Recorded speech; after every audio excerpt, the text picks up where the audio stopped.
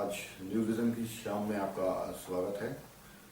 आज हम बात करेंगे उस हादसे पर जिसने पूरे शहर को दहला दिया। ये वो हादसा है जिसमें अचानक अनायास सड़क किनारे शारदा मंदिर के सामने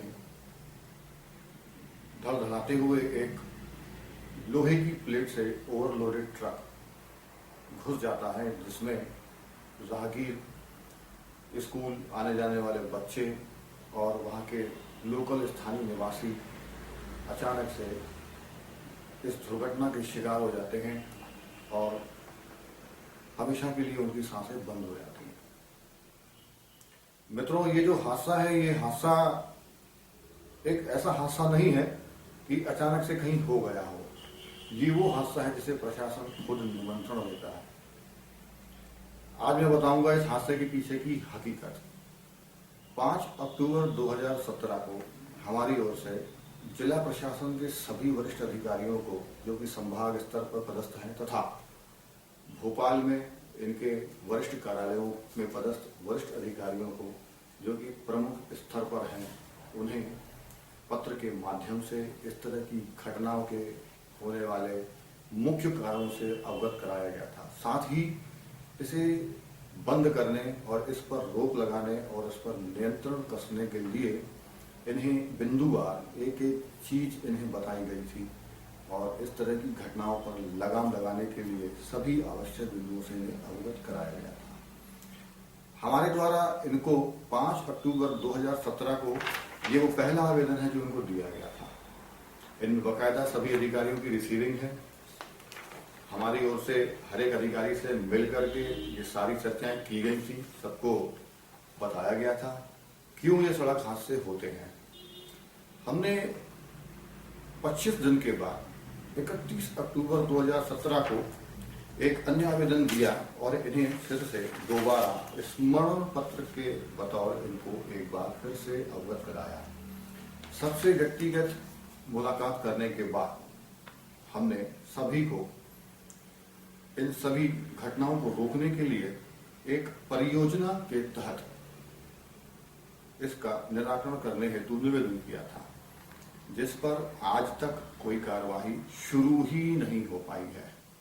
हाँ, एक योजना है सीएम हेल्पलाइन, आप सबने सुना होगा उसके बारे में। 181 100 डायल के बाद 108 के बाद एक 181 नाम की योजना जो है सीएम ने चालू की थी हमारे प्रदेश के मुखिया ने। ये जनता की शिकायतों का निवारण तत्काल सप्ताह के भीतर हो सकेगा। सीएम हेल्पलाइन पर हमने इस संबंध में शिकायत की थी, जो आज तक अपने गंतव्य स्थान तक पहुंच ही नहीं पाई है। आरटीओ से संबंधित अधिकारी इसे वाणिज्यिक कर का मामला बताते हैं, नगर निगम से संबंधित अधिकारी इसे कलेक्ट्रेट से जुड़ी हुई समस्या बताते हैं। कलेक्ट्रेट में हमने जन सुनवाई में यह आवेदन दिया था तो वहां से आरटीओ को फॉरवर्ड कर दिया गया था। ये आवेदन सिर्फ गोल गोल प्रशासन के इस चक्रव्यूह में अभिमन्यु के जैसे उलझ कर रह गया है और ये रोज मार खा रहा है। इसे घेर कर कौन कहां से मारता है, कहां भेज देता है, आज तक इसका नामो निशान नहीं मिल पा रहा है कि इस पर कार्रवाई शुरू भी हुई है कि नहीं हुई है। आज मैं बताता हूं वो महत्वपूर्ण तथ्य जिसके कारण ये हादसे होते हैं, जो हमने आवेदन के माध्यम से इन सभी वरिष्ठ अधिकारियों को और विषय से संबंधित सभी अधिकारियों को जानकारी देकर के इस तरह की घटनाओं पर हमेशा के नियंत्रित करने के लिए इनको आवेदन दिया था। मित्रों, ये जो हादसे होते हैं ये होते हैं ओवरलोडिंग के चक्कर में। ये ट्रांसपोर्टर जो कि रायपुर से, मुंबई से, गुजरात के अन्य इलाकों से, जहां से मार्बल आता है, जहां से लोहा आता है, जहां से प्लाईवुड आता है, ग्लास आता है, जो कि एक भारी भरकम पदार्थ होता है, जो कि ट्रक में उसकी क्षमता से दुगना लोड कर दिया जाता है। आज हमें भी मालूम है कि 9 चक्का ट्रक की पासिंग पर 6 चक्का ट्रक की पासिंग पर 9 टन वजन जो है पास है और 10 चक्का ट्रक पर 16 टन की पासिंग है, परंतु होता इसका उल्टा है। क्षमता से दुगना वजन इस पर लादा जाता है और निर्धारित गति से दुगनी स्पीड से टारगेट पूरा करने को चक्कर में ये लोग बहुत स्पीड से अपने वाहन को अपने गंतव्य स्थान तक पहुंचाने का प्रयास करते हैं, जिसके चलते इस तरह के हादसे अनियंत्रित होने के कारण हो जाते हैं और वाहन चालकों का शराब पी करके वाहन चलाना एक मामूली बात है, क्योंकि वाहन चालक तो घटना के बाद तुरंत या तो फरार हो जाता है या तो महीनों आता ही नहीं है। इसमें मुख्य रूप से जो घटना के कारण है, एक कि ये जो वाहन आज यहाँ पर दुर्घटना का शिकार हुआ है बरेला मंदिर के जबलपुर के सामने, इसमें लोहे की प्लेट लगी हुई थी। इस ट्रक में उसकी आरटीओ से निर्धारित पास क्षमता के दुगना माल लदा हुआ था।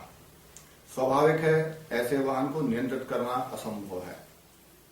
कई ऐसे वाहन होते हैं जिनकी क्षमता 9 टन की है, परंतु उसमें माल 20 टन लदा हुआ रहता है और स्वाभाविक है वो दुर्घटना का शिकार होगा ही। और वाहन चालक नशे में धुत वाहन का संचालन करते हैं और जिसके कारण ये हादसे होते रहते हैं। और बरेला रोड जो कि रायपुर रोड तक हादसों का सबसे बड़ा मुख्य किरदार निभाती है कि इस रोड पर सबसे ज्यादा हादसे होते ही रहते हैं।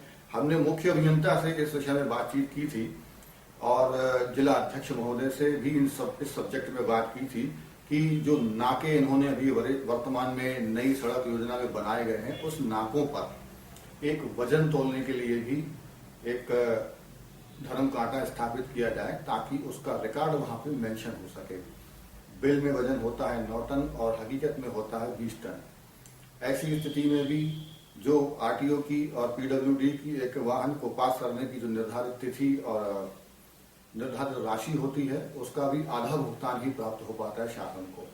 इस संबंध में भी शासन को करोड़ों का नुकसान रोज होता है और कम बिलिंग के चक्कर में वाणिज्यिक कर विभाग को भी लाखों का नुकसान प्रत्येक वाहन पर डेली होता है। और प्रशासन के पास तो आज वित्त विभाग में इतनी इनकम है कि 1-1 लाख रुपए का मुआवजा देकर के मामले को निपटा जाने की क्षमता उनके पास है। हमारे मध्य प्रदेश के वित्त मंत्री खजाने को इतना मजबूत कर चुके हैं कि इस तरह के हादसों को नियंत्रण करने के लिए उनके पास पर्याप्त राशि है।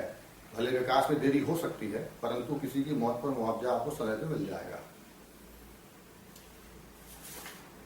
अब हम बात करते हैं इस संबंध में शिकायत जो हमने दर्ज की थी नगर निगम में। ये नगर निगम सीमा के अंतर्गत कोई भी वाहन ऐसा जो कि नियमों का उल्लंघन करके जा रहा हो वो यहाँ से पास न हो पाए। वहां से हमारे पास जवाब आता है कि ये जो योजना है इसके अंतर्गत जो क्षति कारक होती है ये हमारे नियंत्रण में नहीं है और ये विषय हमारा नहीं है। ये लोक सूचना अधिकारी नगर पालिका निगम की ओर से हमें रिप्लाई प्राप्त हुआ है। ऐसे ही हमने एक सीएम हेल्पलाइन दायर की थी जो आज तक परिवहन विभाग और वाणिज्यिक कर विभाग के बीच में भटक रही है, अपने निर्धारित स्थान पर नहीं पहुंच पा रही है। और इसका निराकरण कब तक होगा ये फिलहाल अभी मध्य प्रदेश राज्य सरकार के जब तक चल रही है तब तक तो कहना मुश्किल है। और फिलहाल आम जनता के साथ जो हो रहा है वो भी कंटिन्यू रहेगा। मिलते हैं फिर अगली शाम में। अगर आपको हमारा ये विषय पसंद आया हो तो हमारे चैनल को सब्सक्राइब करें। मैं न्यूज विजन से एडिटर जितेंद्र महिजा।